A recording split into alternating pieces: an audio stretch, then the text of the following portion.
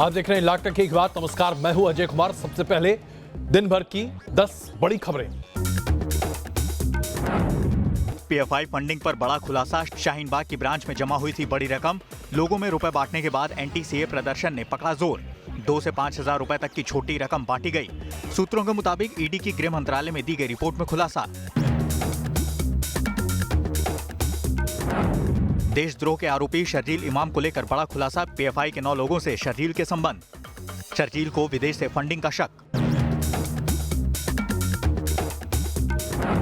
शाहीन बाग को लेकर केंद्रीय मंत्री गिरिराज सिंह का विवादित बयान। कहा, शाहीन बाग में तैयार हो रहे हैं सुसाइड बॉम्बर। प्रदर्शन के नाम पर अराजकता।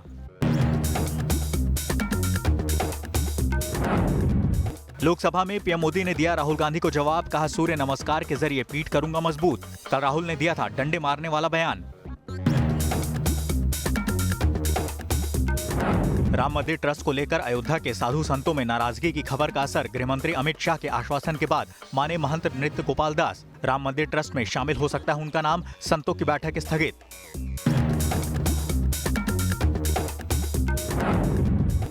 श्रीनगर के लाल बाजार के पास धमाका। लाल बाजार के पुलिस स्टेशन के पास ब्लास्ट। सुरक्षा बलों ने पूरे इलाके को घेरा। कपिल गुर्जर की पुलिस रिमांड 2 दिन और बढ़ी। साकेत कोर्ट का फैसला। शाहीन बाग में फायरिंग का आरोपी है कपिल गुर्जर। लखनऊ के रणजीत बच्चन हत्याकांड में बड़ा खुलासा। दूसरी पत्नी के इशारे पर की गई हत्या। आरोपी पत्नी समेत 3 लोग गिरफ्तार।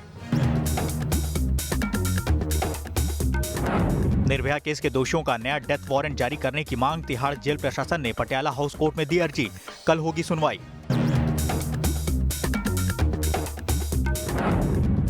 आरबीआई ने किया मौद्रिक नीति का ऐलान। ब्याज दरों में कोई बदलाव नहीं।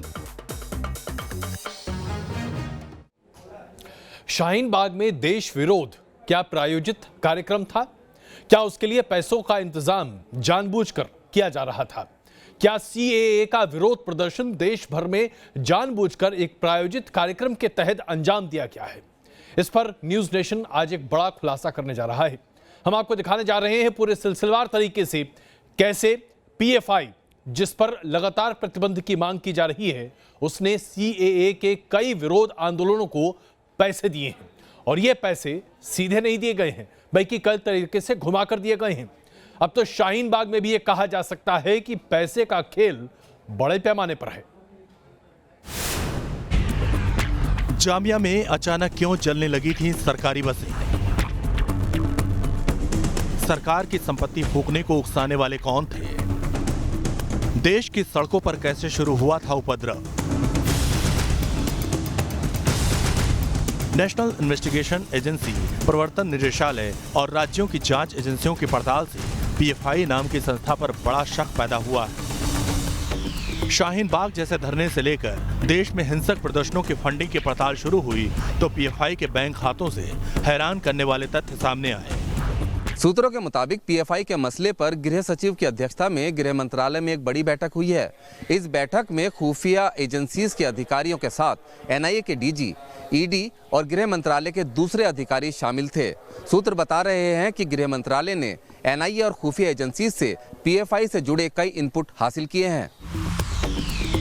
ईडी ने गृह मंत्रालय को जो रिपोर्ट दी है उसमें साफ जिक्र है कि पीएफआई के खातों में पैसों की आमद और निकासी की तारीखें दिल्ली समेत दूसरे हिस्सों में हुए हिंसक प्रदर्शनों की तारीख से समानता रखती हैं। इसी जांच में खुलासा हुआ कि पीएफआई के नाम से जो 73 खाते खोले गए थे, उनमें एक खाता दिल्ली के नेहरू प्लेस के सिंडिकेट बैंक में है। पीएफआई के खातों में हुई लेन देन से पता चला कि पीएफआई के 27 और रिहाब इंडिया फाउंडेशन के 9 खातों में 120.5 करोड़ रुपए जमा किए गए। इसमें 1/3 पैसा पीएफआई के शाहीन बाग हेडक्वार्टर में जमा हुआ। ये पैसे पीएफआई के खातों में कैश में जमा हुए। पैसा जमा करने वालों को एक बार में 50,000 रुपए से कम जमा करने के आदेश दिए गए थे ताकि पैन कार्ड न दिखाना पड़े। सीए पास होने के बाद पीएफआई के खातों में 1.04 करोड़ रुपए जमा हुए और 1.34 करोड़ रुपए निकाले गए।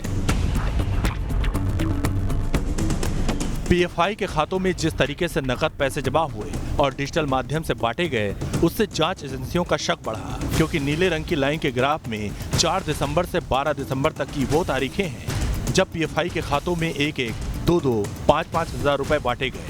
और ठीक उसके बाद पीले रंग के एक बार में वो तारीखें हैं जब प्रदर्शन ने जोर पकड़ा। इस ग्राफ को देखने से साफ शक होता है कि पहले पैसे बटे और फिर प्रदर्शन हुए। पीएफआई के सिर्फ एक खाते की पड़ताल को देखने से चालबाजी का शक इसलिए बढ़ रहा है क्योंकि देश विरोधी गतिविधियों में फंडिंग की जांच से बचने के लिए खाते में हमेशा 2 से 5 हजार रुपए तक ही निकाले गए। इसके लिए मोबाइल ऐप्स का इस्तेमाल किया गया। सीएए प्रदर्शन के दौरान पीएफआई के रोल पर जांच का दायरा बढ़ेगा। 8 राज्यों में पीएफआई की फंडिंग जांच एजेंसीज के रडार पर है। दिल्ली, आंध्र प्रदेश, असम, केरल, बिहार, झारखंड, पश्चिम बंगाल और उत्तर प्रदेश में पीएफआई के रोल पर एजेंसीज नजर रख रही हैं। वैसे यूपी सरकार ने पहले ही गृह मंत्रालय को पीएफआई की गतिविधियों पर रिपोर्ट देकर प्रतिबंध लगाने की मांग की है।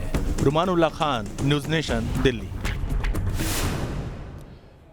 न्यूज नेशन ने पीएफआई से संपर्क साधकर ये जानने की कोशिश की कि आखिरकार सरकार के द्वारा ये जो जानकारी साझा की जा रही है वो कितनी सही है। पीएफआई का कहना है कि उसने इस तरह का कोई भी फंडिंग का काम नहीं किया है और इस तरह का बयान पीएफआई का सामने है।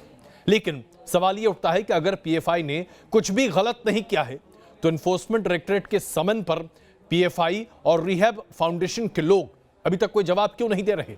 अगर जवाब नहीं दे रहे तो कुछ न कुछ तो गड़बड़ है। केरल का एक संगठन जिसके कर्ता धर्ता सिमी जैसे प्रतिबंधित संगठन के लोग हैं, उस पर देश विरोधी प्रदर्शनों में फंडिंग के आरोप लगे हैं। हालांकि पीएफआई के राष्ट्रीय सचिव का कहना है कि 120 करोड़ की लेन देन हुई ही नहीं है। ये पूरे स्टेटमेंट्स बेबुनियाद हैं, इसके पीछे कोई सच्चाई नहीं है। ऐसा कोई भी 120 करोड़ का transaction popular front of India के अकाउंट से नहीं हुए हैं। और जहाँ तक हमें पता है ईडी के किसी ऑफिशियल ने अभी तक कोई स्टेटमेंट भी नहीं दिया जिसमें कहा गया है कि पॉपुलर फ्रंट ऑफ इंडिया के अकाउंट से 120 करोड़ का ट्रांजैक्शन हुआ था। तो ये पूरी तरीके से एक बेबुनियाद।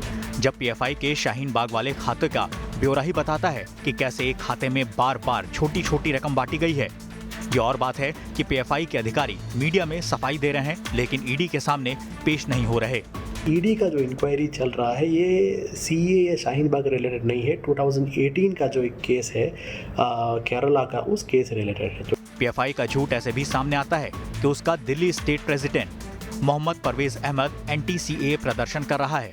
ईडी ने गृह मंत्रालय को जो रिपोर्ट सौंपी है उसमें आम आदमी पार्टी के नेता संजय सिंह और उदित राज का नाम भी है। रिपोर्ट के मुताबिक ये दोनों नेता पीएफआई सदस्यों के साथ व्हाट्सएप चैट और कॉल के जरिए संपर्क में थे।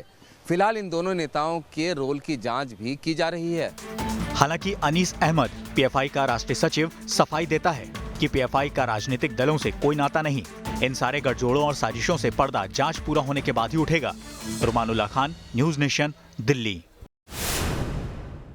अब कुछ एक जानकारी आपके लिए बहुत आवश्यक है। पीएफआई केरल स्थित एक संगठन है जो केरल में बहुत ज्यादा सक्रिय है। पीएफआई के स्टूडेंट विंग को लेकर केरल की सरकार पहले ही विरोध करती आई है और मानती है कि उसे या तो बहिष्कृत किया जाना चाहिए या उस पर प्रतिबंध लगा दिया जाना चाहिए। पीएफआई की सक्रियता बीते 3 महीने में उत्तर भारत में बहुत ज्यादा बढ़ी है, जिसे लेकर अब यह संदेह हो रहा है कि क्या पीएफआई दरअसल पहले की सिमी की तर्ज पर अपने आप को मुसलमानों की एक नई पार्टी बनाने की कोशिश कर रही है।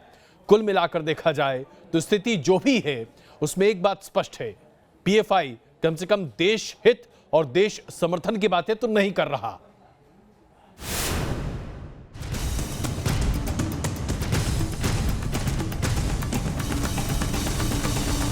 नागरिकता कानून के बहाने कुछ दिनों पहले यूपी से लेकर दिल्ली तक जो हिंसा भड़की थी, उसकी साजिश पीएफआई ने रची थी। पीएफआई जिसकी साजिश की जड़ें केरल से निकली और अब उत्तर भारत में भी पीएफआई पैर पसार चुका है। अकेले यूपी में ही पीएफआई से जुड़े 108 लोगों की गिरफ्तारी हो चुकी है और कई ऐसे लोग हैं जो सीएए के बहाने हिंसा की साजिश में शामिल रहे हैं। पीएफआई एक कट्टर इस्लामिक संगठन है जिसका गठन साल 2006 में हुआ था। ये संगठन नेशनल डेवलपमेंट फ्रंट के एजेंडे को आगे बढ़ा रहा है। एनआईए के मुताबिक देश के 23 राज्यों में पीएफआई की पैठ है। केरल और कर्नाटक में इस संगठन ने राजनीतिक संपर्क भी बना रखे हैं। तभी तो केरल के सीएम पी विजयन खुद इस संगठन पर सवाल उठा चुके हैं और आरोप लगा चुके हैं कि केरल में हिंसा के पीछे पीएफआई का ही हाथ रहा है। पीएफआई के लिंक भारत में ban student Islamic movement of India यानी सिमी से भी रहे हैं। पीएफआई के कुछ सदस्य पहले सिमी के सक्रिय कार्यकर्ता रह चुके हैं। खुद यूपी सरकार सिमी और पीएफआई के कनेक्शन का शक जता चुकी है। जानकारी के मुताबिक पीएफआई का राष्ट्रीय महासचिव अब्दुल रहमान पहले सिमी का राष्ट्रीय सचिव रह चुका है, जबकि पीएफआई का राज्य संगठन सचिव अब्दुल हमीद इसके पहले 2001 में सिमी में इसी पद पर था। बताया जाता है कि 2006 में सिमी को बैन कर दिए जाने के बाद इसके सदस्य पीएफआई में आ गए। पीएफआई के बारे में कहा जाता है कि उसका केरल मॉड्यूल आईएसआईएस के लिए काम कर रहा था। आरोप है कि इसके सदस्यों ने सीरिया और इराक में आईएसआईएस को ज्वाइन भी किया था। News nation.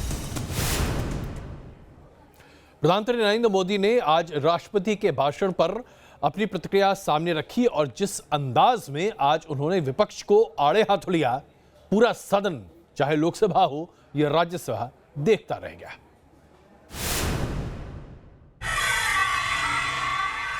माननीय सदस्य ये कहते हैं कि ये क्यों नहीं हुआ,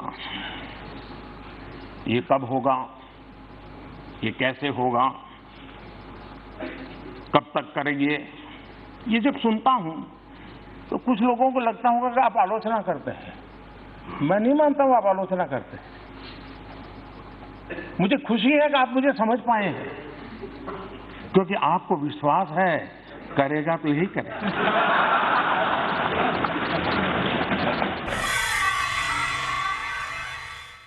मैंने कांग्रेस के एक नेता का कल घोषणा पत्र सुना।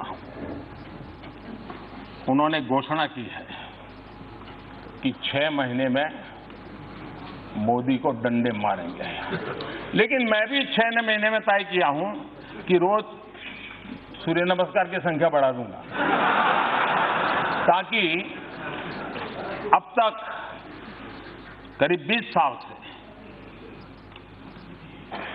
जिस प्रकार की गंदी गालियां सुन रहा हूं और अपने आप को गाली प्रूफ बना दिया है, 6 महीने ऐसे सूर्य नमस्कार करूंगा, ऐसे सूर्य नमस्कार करूंगा कि मेरी पीठ को भी हर डंडे झेलने की ताकत वाला बना दूंगा।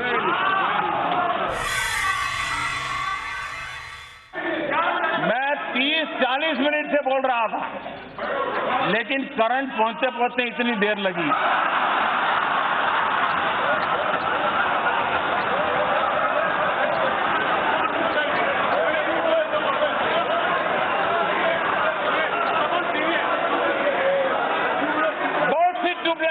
होता है।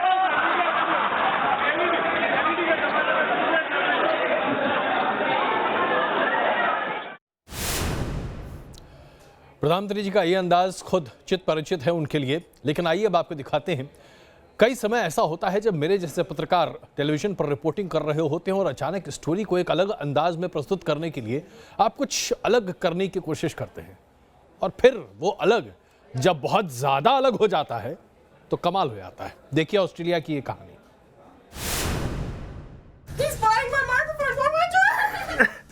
सामने कैमरा, हाथ में माइक और कंधे पर फुफकार का सांप।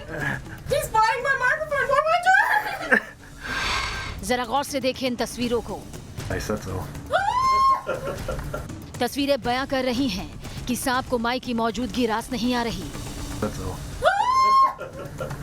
सांप के लगातार माइक पर डसने से महिला रिपोर्टर इस कदर डरी हुई है कि वो लगातार चीखे जा रही है। तस्वीरें ऑस्ट्रेलिया की हैं, जहां एक निजी न्यूज चैनल की रिपोर्टर सारा स्नेक सेफ्टी पर स्टोरी कर रही थी।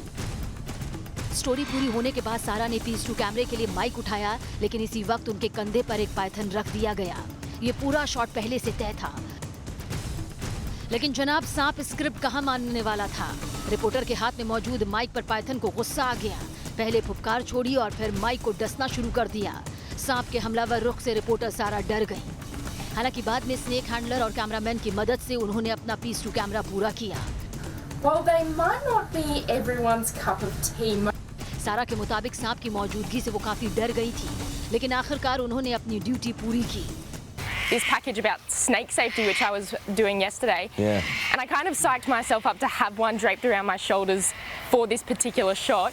And yeah, it just decided to take to the microphone, and I was just so scared because my hand was so close to where it was biting. But yeah, it was very scary. सारा का ये video social media पर viral हो रहा है। डर के बावजूद PS2 कैमरा पूरा करने पर लोग उनके काम की तारीफ कर रहे हैं। Team news nation.